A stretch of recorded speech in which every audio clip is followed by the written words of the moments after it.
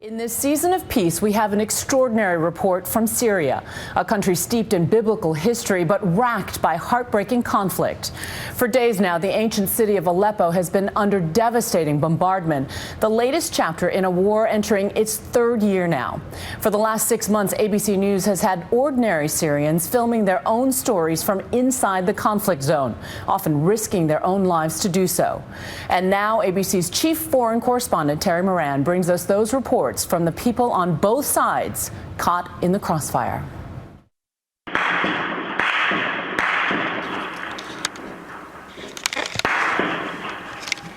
24-year-old Abu Yusuf is caught in the crossfire.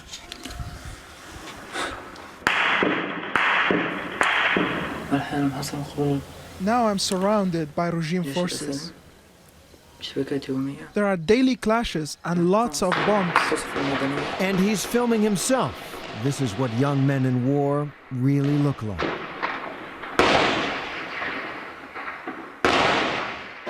They are shooting at everyone, even children.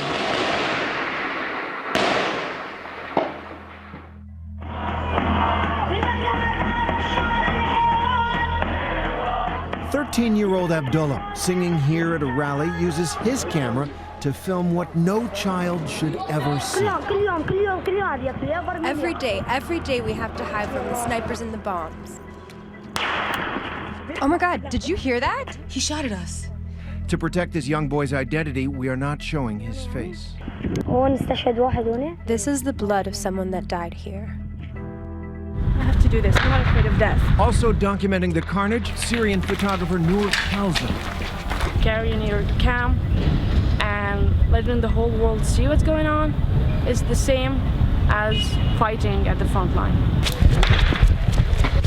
These three anti-government activists live in the opposition stronghold of Aleppo, where some of the fiercest street fighting of the war has taken place. Pro-regime forces have continuously assaulted this city, and opposition fighters have fought back, block by block, street by street, even building by building. People who live here never know where the battle lines are being drawn. Barely a teenager, Abdullah handles the camera we gave him like a pro, documenting daily life in Aleppo from a 4-foot perspective.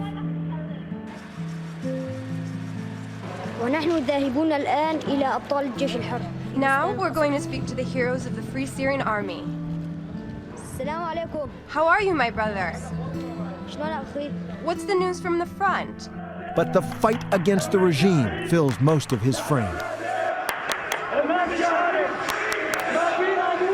His idea of fun, playing a protester in his community children's play who gets shot.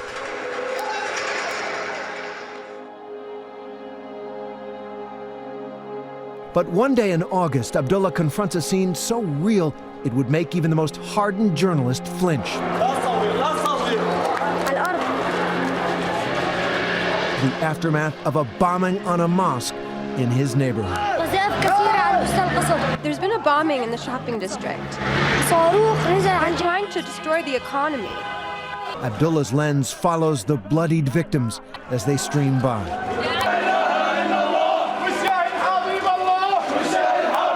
Even at the most gruesome sight, he follows. Where was the rocket dropped? Who dropped it? The only time Abdullah's camera wavers is when the unimaginable happens. Another bomb explodes just blocks away, but then, camera rolling, the 13-year-old runs towards the smoke.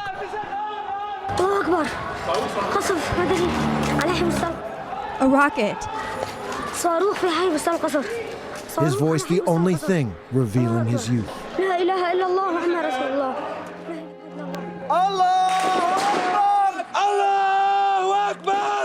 There are not many women on the front lines of this war. Once an English teacher, Noor now risks her life to teach the world about the horror she sees every day. You saw a man die 5 minutes ago. Yeah. Do you worry that could happen to you? Well, we're not thinking in this mentality anymore.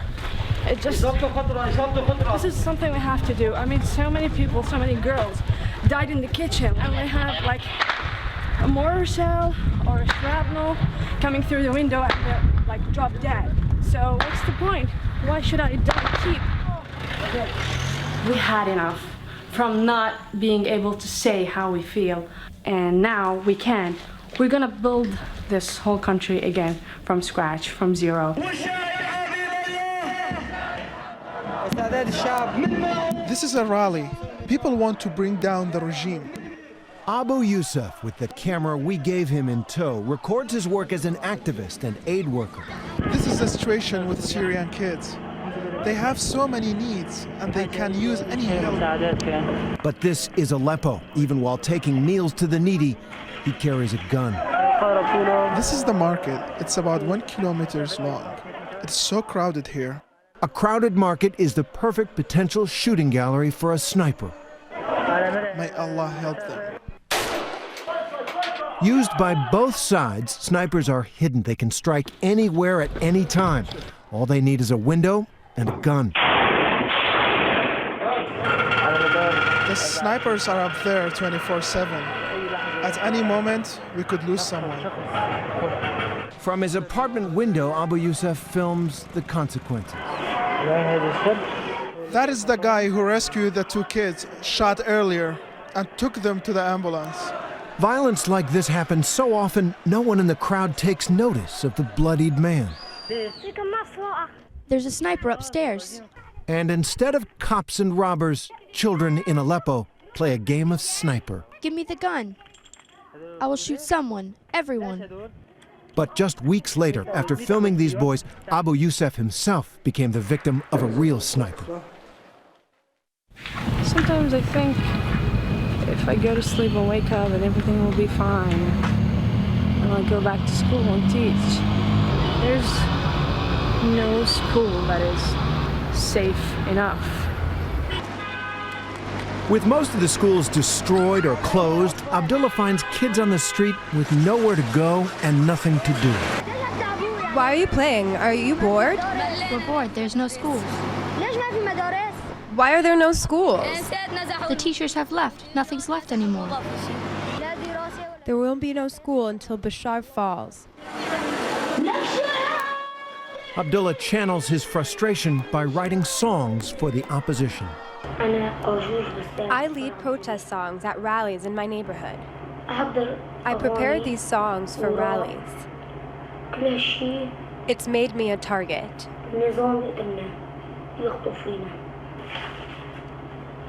This song is called Step Down Bashar. And this is a list of songs that I'll sing on Friday. This has made him a target of the regime. There were times when the secret police would come after us. Another time they detained me. My whole family, even the girls, used to go out and demonstrate to topple Bashar, to topple the secret police, and to topple injustice. Thank you for listening.